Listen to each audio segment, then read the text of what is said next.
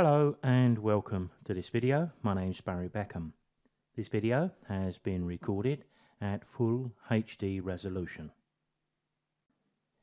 I've been asked to give a talk on this subject, Photoshop for beginners, to do one or two demonstrations to enable people to get into this stunning software. Surprisingly, even a subject like this can be a little tricky when you're demonstrating to a larger group, for example. You have no idea of the skill levels of the people you're speaking to, both from a camera in hand photographic point of view and also their experience with image editors. So I think the best place to begin is with a short presentation. And here's the first question we may want to ask. Where do we start with Photoshop? I think we need to start with an assumption that as photographic enthusiasts, we will be shooting raw images. Now, the reason why that is simply because raw shooting offers too much to ignore. It makes little sense to use JPEG images. Now, I'm not suggesting that you never use JPEG images ever again. Horses for courses coming here. But if you're about to take pictures at a family gathering, then JPEGs may be a better alternative to allow easy sharing online. But with our photographic enthusiast hat on, it's raw every day of the week and twice at weekends. Here's a question that at first glance may appear unnecessary. Even non-photographers have some idea what Photoshop is. But it's made up of three programs. The first of those is Bridge. Now, Bridge offers us really too much to list here, but the highlights are: it's a convenient browser, a place to view, sort and open images into Photoshop or Camera Raw. It's a place to manage, move or copy multiple files anywhere else on our computer, or in fact off the computer. We can create collections, which is a great way to gather images from all over our computer with a simple drag and drop. In fact, it's far more useful than it sounds when you describe it as I just have. We can batch rename multiple files, and there's lots more. Then we have the main player, Photoshop, and what this offers is also far too numerous to list here, but again, the highlights: layers and layer masks, selections, text options, but again, much more. Sitting over the top of Bridge and Photoshop is Adobe Camera Raw, with almost a foot in both camps. We can open up Bridge independently to Photoshop. We can open up Photoshop independently to Bridge. Camera Raw has to be opened from either within Bridge or within Photoshop. Generally speaking, we would browse for an image in Bridge. Let's say we're about to open a raw file. What we want to do ultimately is to open that raw file into Photoshop. But when we double click to open that raw file, it will be diverted to Camera Raw for us to do our editing, and once it's complete, then it follows on and opens up in Photoshop. In Adobe Camera Raw, you can think of almost any adjustment you'd like to make to your image, and you're going to find it here. All non-destructive editing. Graduated filters, radial filters, healing brushes, adjustment brushes for strategic editing, exposure, contrast, lens correction, cropping. I could go on. Here I offer one or two tips on learning Photoshop. First of all, don't be frightened of Photoshop. After all, it is just another piece of software and something we haven't learned yet.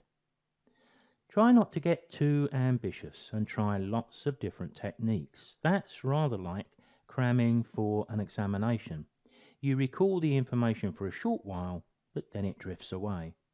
Make the learning measured and in bite-sized pieces, and you'll retain more and more. Remember, much of Photoshop, or the work we do in Photoshop, is repetitive. Don't allow yourself to be pushed from pillar to post by well-meaning people. They will actually mean well and are trying to help. But one will say use this, another will say use that, and so on. In the end, this actually hinders the learning. My advice is to pick one person you have confidence in, perhaps you just like the images they produce, and follow their guidance, at least to start with. Try simple projects first. Things like resizing an image for your club competitions, maybe spotting and removing distracting blemishes, cropping for improved composition, moderate exposure adjustments with maybe a touch of contrast and clarity, dealing with color balance and the color saturation, sloping horizons and straightening those verticals.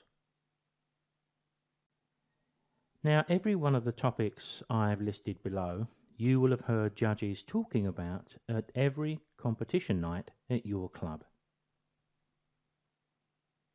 So the key areas of Photoshop from a learning point of view are going to be Adobe Camera Raw. That's going to come reasonably naturally because every image we open up is going to open up in Adobe Camera Raw for us to do the majority of the editing we wish to do. We do need to get some feel for layers and layer masks, but this is nowhere near as difficult as people often imagine. And we need to be pretty good at making selections, but I'm not talking here of precise cutout selections. We need many selections which are actually quick and easy to do. Here's an interesting question. What should we do to help the learning of Photoshop? Well, getting our exposure better is going to be vitally important. Would a carpenter try to make quality furniture from rough wood? Of course not. So why should we expect to do the same with our photography? Stop trying to use image editing to fix mistakes you shouldn't have made in the first place. It makes learning the software so much harder. Imagine trying to learn Photoshop with an exposure that's even beyond an expert user. The result is that we fix one error and we cause two more.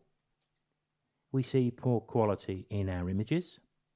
We certainly get very frustrated. There's an inconsistency in the images we produce, and at times we feel like giving up. Don't. Stay with it. Nothing worth having comes easy. If it did, we wouldn't value it.